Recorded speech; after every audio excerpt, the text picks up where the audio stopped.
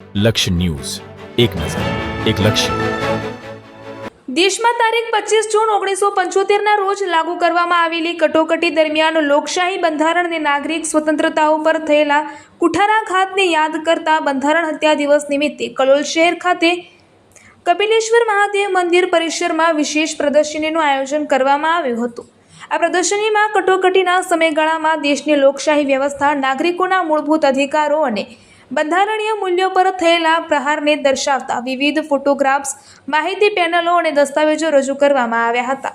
ઉપસ્થિત આગેવાનો અને કાર્યકર્તાઓએ પ્રદર્શની નિહાળી તે સમયની ઘટનાઓને યાદ કરી હતી. આ કાર્યક્રમમાં ગાંધીનગર જિલ્લા ભાજપના મહામંત્રી પિયુષભાઈ પટેલ, કલોલ શહેર ભાજપ સંગઠનના પ્રમુખ જીતેન્દ્રભાઈ પટેલ, મહામંત્રી યોગેશભાઈ પટેલ, કલોલ નગરપાલિકાના પ્રમુખ જયશ્રીબેન પટેલ સહિત વિવિધ મોરચા અને સંગઠનના હોદ્દેદારો તથા મોટી સંખ્યામાં કાર્યકરો ઉપસ્થિત રહ્યા હતા. ઉપસ્થિત આગેવાનોએ કટોકટીના સમયગાળાને લોકશાહી માટે કાળો દિવસ ગણાવી બંધારણીય મૂલ્યો અને નાગરિક સ્વતંત્રતાઓના રક્ષણ માટે જનજાગૃતિ લાવવાની જરૂરિયાત પર ભાર મૂક્યો હતો. આ કાર્યક્રમ દરમિયાન ઉપસ્થિત લોકોએ બંધારણ હત્યા દિવસ નિમિત્તે કટોકટીના દિવસને યાદ કરીને લોકશાહીના મૂલ્યોને જાળવી રાખવાનો સંકલ્પ વ્યક્ત કર્યો હતો. રિપોર્ટર સંજય નાયક.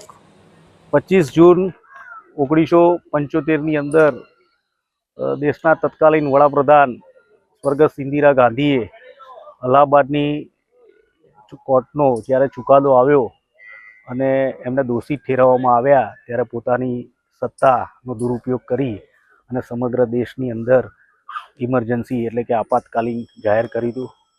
અને આ આપાતકાલીનને ભારતના બંધારણની અંદર એક કાળા દિવસ તરીકે માનવામાં આવે છે.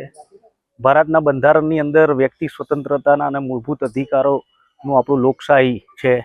અને આ લોકશાહીની જો કોઈએ હત્યા કરી હોય તો કોંગ્રેસના તે સમયના વડાપ્રધાન ઇન્દિરાબેન ગાંધીએ કરી હતી.